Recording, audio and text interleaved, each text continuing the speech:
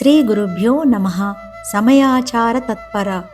సమయాచారాన్ని అనుసరించే వారి పట్ల ఆసక్తి కలిగిన అమ్మ.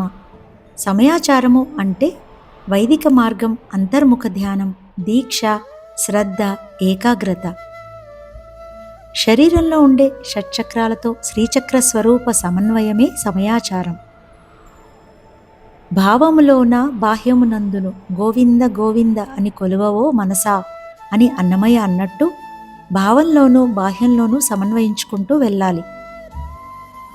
మంత్రం, దేవత, ఉపాసకుడు మూడిటి మధ్య చక్కని ఏకత్వ భావన సిద్ధి కలగడమే సమయాచారం.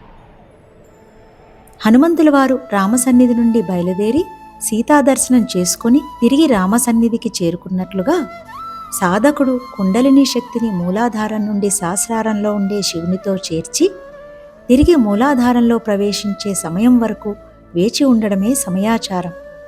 ఈ సమయాచారాన్ని పాటించే వారి పట్ల అమ్మ ఎక్కువ ఆదరాన్ని చూపిస్తుంది కాబట్టి అమ్మ సమయాచార తత్పర.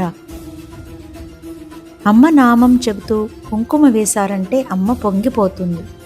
మీరు ఇంట్లో చేసుకున్న ఆహారాన్ని అమ్మకు నైవేద్యంగా పెట్టి నోట్లో వేసుకుంటే అమ్మ ఎంతో సంతోషిస్తుంది. మంచి తాంబూలం అమ్మ సన్నిధిలో పెడితే అమ్మ పరవశించిపోతుంది.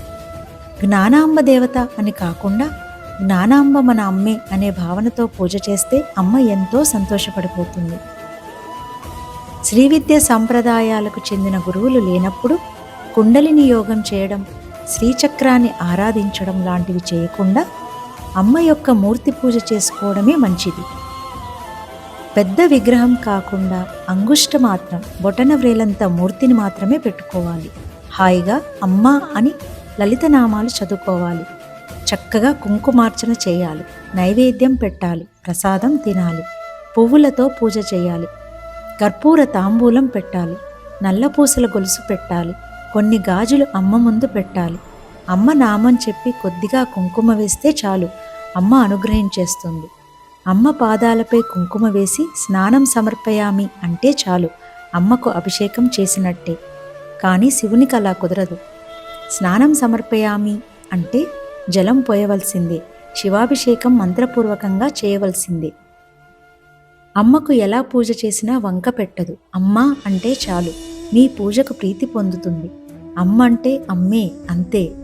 స్త్రీ కొద్దిగా పసుపు నీళ్లు తన తల మీద చల్లుకుంటే చాలు, అది అమ్మకు స్నానం చేసినట్టే లెక్క. సువాసిని తన స్వరూపమే కాబట్టి అమ్మవారు సువాసినులకు అన్ని మినహాయింపులు ఇచ్చింది. అమ్మ 1000 నామాలకు ఒకటే అర్థం, అమ్మే. కాబట్టి 1000 నామాలు అర్థాలు తెలియనక్కర్లేదు. అమ్మ అంటే చాలు. అమ్మ నామం కంటే గొప్ప మంత్రం లేదు. ఓంకారం కూడా ద్వితీయమే.